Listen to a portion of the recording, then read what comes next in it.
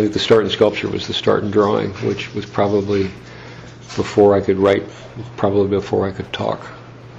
And it's a compulsive habit. I'm very convinced that the gift in anything is the desire to do it. It's not so much a talent as the overriding desire to do it. And not for greatness, just I'd rather call it a bad habit. I just draw every day. Staying here all alone when you could be taking me for a ride. The real start came, I guess I'd done a coyote and a foxhound. And I took those up to New York, where I knew there was a gallery that dealt in that kind of sporting art, and put it in the window on consignment.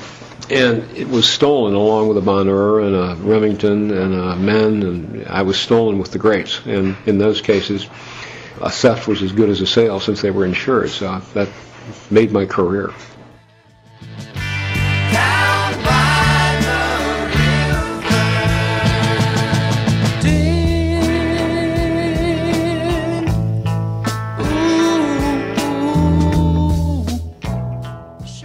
I'd say the biggest influence I had were some of the great illustrators in the early 20th century, like Leyendecker, and guys that could capture motion in a stroke. But the biggest one was Howard Brody, who was a sketch artist. And even as a kid, I looked at those things he did in World War II and Korea and thought, my God, that's gorgeous stuff. It just moves, it jumps off the paper, it has power, it has facility. It's not just a drawing. It's a major piece of artwork. And I would hope that my sculptures have the same kind of power and facility and movement that his drawings did.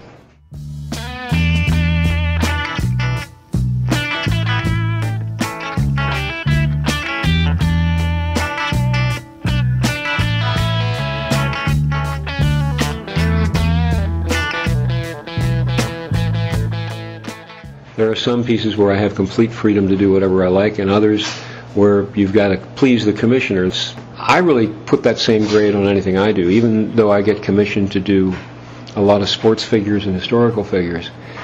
I like to think that the output is first and foremost a piece of art, and second, a representation of the subject matter that I was assigned to do.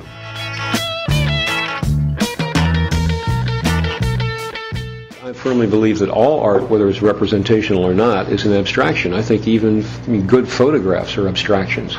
They are, in fact, the way the artist, the painter, the sculptor, the photographer sees the subject matter. And Annie Leibovitz and some of the great portrait photographers have the same responsibility and get the same kind of results, is that they go beyond what is just in front of them, and they can really capture what's in the interior of it.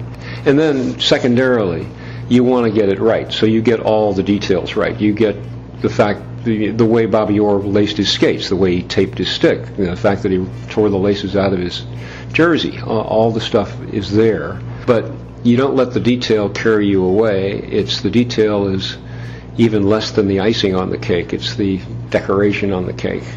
It's still, the big thing is the movement and the general composition of the sculpture itself.